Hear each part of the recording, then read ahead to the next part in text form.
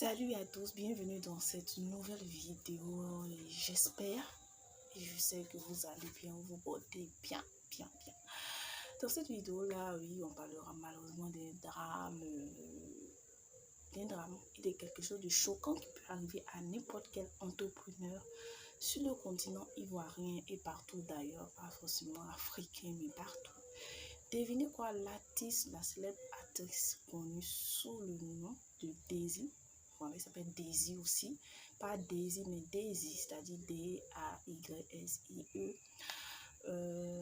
Est une chanteuse ivoirienne qui chante par passion, sinon c'est dire, qui chante formidablement bien, mais c'est au dernier mois a décidé de se lancer dans le bazar, c'est-à-dire la vente de gros des articles, soit de déco, la cuisine, la vaisselle, tout ça.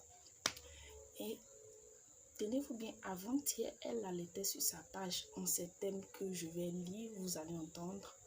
Daisy, il y a 3 jours. Bon, je préfère écrire ça ici en guise de preuve par rapport à demain.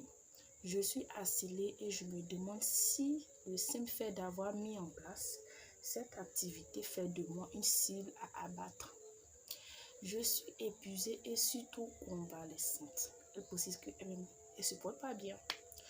Donc c'est comme ça, on crée un problème et on apporte la solution. Me pousser à abandonner pour vous vendre, cette fois-ci l'adversaire a été mal choisi. J'ai commencé sans l'aide de quelqu'un, je ne vais pas céder devant la pression. Au moment venu, je vous déballerai dans les détails ce qui se passe.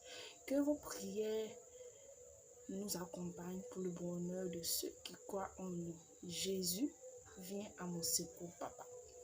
Il y a eu beaucoup de commentaires, beaucoup de personnes étaient sidérées. Même l'artiste chanteuse ivoirienne a commenté aussi, Vital a commenté pour le courage, Daisy et son vécu et longue vie à ton business. Et c'est un commentaire que beaucoup ont vu. La dame disait de faire attention parce qu'ils peuvent s'en prendre à son business, tout ça, qu'elle fasse très attention. Et aujourd'hui, dans la nuit du 27 au 28 janvier, nous apprenons que, devinez quoi,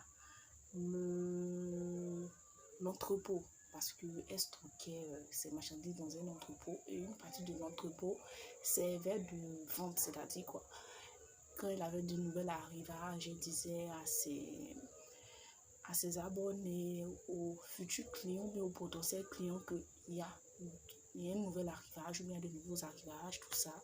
Et chacun venait se servir. Bien sûr, le prix est très bas que les autres magasins de gros, voilà, qu'on connaît. Donc, l'entrepôt, malheureusement, dans la nuit du 27 au 28 janvier, c'est-à-dire hier aujourd'hui, a pris feu.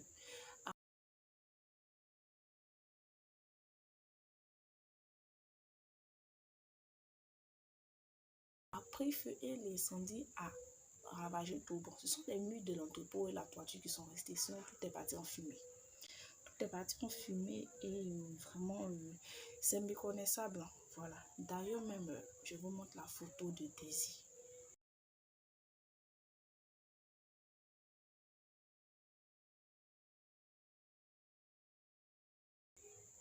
Voilà. Et je vous montre aussi, je pouvais vous montrer la photo, ou bien les photos des produits qui étaient vraiment exposés là avant l'incendie.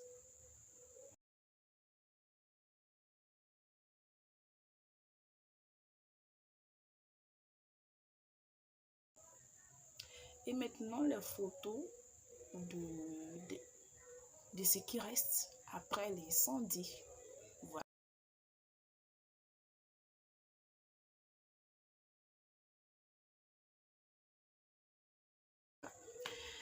Et beaucoup de personnes ont été choquées. Bon, moi-même j'ai été choquée parce que quand j'ai vu ça, j'ai dit bon, même si on veut, c'est vrai, dans les affaires, on va un peu très fort, mais là, c'est dosé. Sans oublier que c'est pas bien. Beaucoup de personnes ont apporté leur soutien, mais beaucoup de personnes sont sidérées parce que beaucoup de personnes, surtout les entrepreneurs ivoiriens, se sont reconnus là-dedans parce que beaucoup ont été persécutés, selon leur dit, ils ont été persécutés, qu'on les a menacés de beaucoup de choses.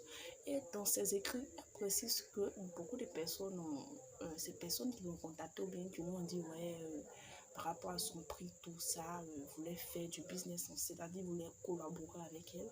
Il devait avoir une réunion pour essayer de parler de certaines choses, qu'elle a refusé d'aller à la réunion, au rendez-vous, que voilà, qu'on dirait qu'ils veulent racheter ça, voilà, puisque elle est la seule femme qui s'est lancée dans ce domaine-là.